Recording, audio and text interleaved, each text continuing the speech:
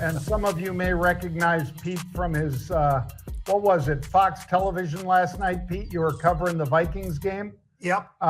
We'll get to that in a sec because that's something I guess you might have almost talked yourself out of that one last night, Pete, with a full hour on Fox Sports talking about it. But let's talk first about some of these coaches because they usually call when the season ends, they call the day after Black Monday. But coaches gone wild or just coaches gone. A lot of coaches, Pete, are gone already before we line up for the big firings that are on the way. Yep, more to come. And I even got a few more because when you and I were going back and forth this morning on this, okay, the Jets, Saleh, he's out. Dennis Allen's been out, right, from New Orleans. Chicago, your guy Eberflus, he's been out for quite a while as well. Mayo had 1 year with the New England Patriots. He's out. I mean, the season was over, and he said, you know what? And let's be honest, the owner loved the guy. He loved him as a player. He loved him and groomed him to be the coach of the Patriots.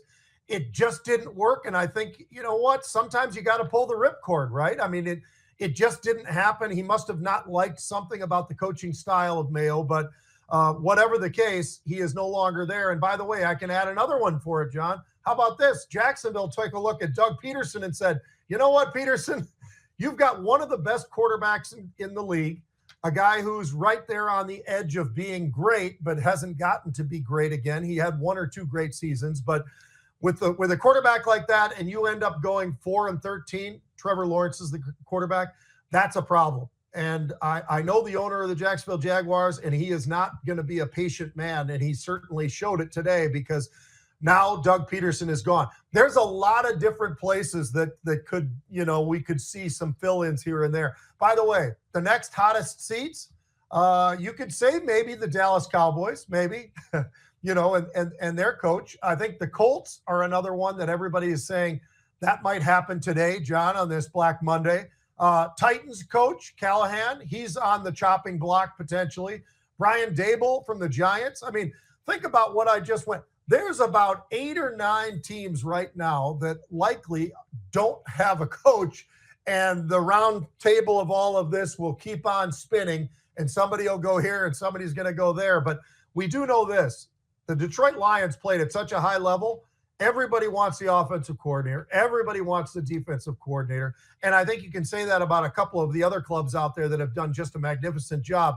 But until they get in that head coaching role, John, it is such a different world than being a coordinator. You've got to do all of this other stuff. And that takes away from what your focus is, which is the team. And some guys can do it, some guys can't. And that's why we see this every year. And there's 8 or 9 openings every single year. There's only 32 clubs. So think about that. If a third gets fired every year, it's amazing to see all these vacancies.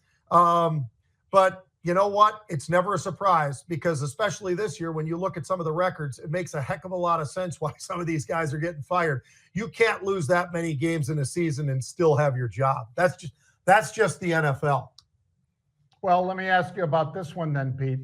So you mentioned Mayo, and he won his first game. He won his last game. There weren't a lot of other wins in there for this poor guy. But do you think Vrabel is the guy they go after? Because that was a guy that was kind of a tweener, Pete.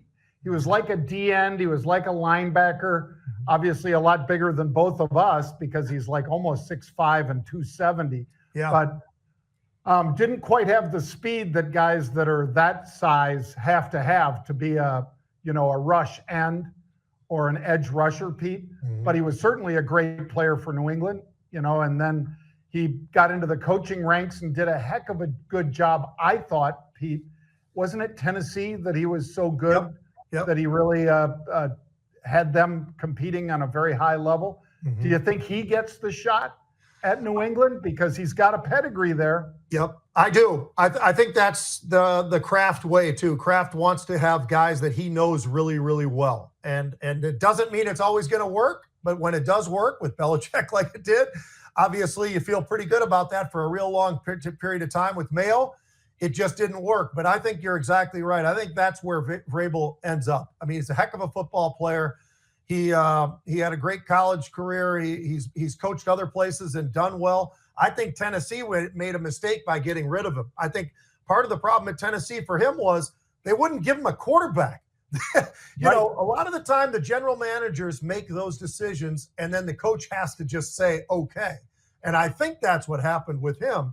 And that's not the way it should be. There's got to be some sort of a general manager talking to the head coach, getting together. Maybe the owner's a part of it too, but all of you agreeing on who you want to draft or whatever, or maybe you go in free agency. They didn't do that with Vrabel, and I think that was the problem. I think in New England, I think he'd do pretty well there. But you want to jump onto the Lions, John, in this big win? Let's do it. The Lions, oh my gosh, Pete. The first time ever that the teams met with 14-2 records. Mm-hmm. It's never happened before. Might not happen again. But boy, I guess the Lions really are the ones that came out on top in a big way, Pete. You know, and I give so much credit to Dan Campbell that everybody hated him day one. He gets up there and he talks about biting off kneecaps and all the rest of this stuff. Now, a lot of those same people, John, love him. And he sticks to who he is. He's not a guy who just goes for it on fourth down every once in a great while. If he feels it, he's going to go on fourth down. And a lot of people criticize him for that. It's just part of his personality. He has enough confidence in his team that he thinks that he can do that, either get the first down or the defense can stop him. But what I've noticed most about what Dan Campbell's done with the Detroit Lions, John, is this. He's done an amazing job drafting. And I know he's the guy in there drafting because of the fact that he was a strong, great player for a long time in the NFL. And he goes out there and he goes, you know what? You build a team this way. And he did it exactly right. He was drafting offensive linemen, because you know what? You go for a quarterback on a really crappy team, you might not have a great offensive line. You start with the offensive line, then you go out and you make that trade that they made the trade with the quarterbacks and all the rest of that. So you get Jared Goff. But John, the next thing is this guy goes out and says, you know what? Linebackers mean a lot to me. I'm going to get the best linebackers in football. He gets this guy, Jack Campbell, who's out of Iowa, who I thought was the best linebacker in the draft. They drafted him, and all he does is just make tackles all over the field. The guy runs a 4.45 40. He's 6'5", 245 pounds. That's the middle linebacker that I want playing on my team. But then he goes out and he gets corners. But he also, John, he's the one guy. Think about this. Everybody in this league talks about passing, right? Everybody. Mm-hmm. Oh, you got to get, the next Justin Jefferson and all the rest of that. I think it's a bunch of crap. There's so many receivers out there that are good. I think they're all almost about the same. He went out and he got Jamar Gibbs. And what did he do? Well, he only rushed for 20 touchdowns this year. I mean, 4 of them last night. 4 last night and 2 in the previous game against the Vikings. But he went out, he did that in the first round. When everybody else doesn't believe in running backs, this guy does. And he had 2. Montgomery was hurt last night. But he's done a magnificent job, I think, of building the right players on a team. You start at the line, then you get the other guys, right? Offensive line, defensive line, get the linebackers, get the quarterbacks, get the running backs, get the receivers. They got Laporta, the tight end out of Iowa. They drafted him pretty high. That kid's amazing. Everywhere you look, you say, well, where's the weakness in this team? Most teams you can find something to point at. I don't see where it is. They got 11 guys on IR right now, injured reserve, from the defense of Detroit, and they still beat the hell out of the Vikings. Yeah, they are special. They're built different, Pete, like you said. And, the Vikings had no answer for the pass rush was incredible. Mm-hmm. The Vikings didn't really they started off with a great running game, Pete, and they were pushing the ball down the field very well.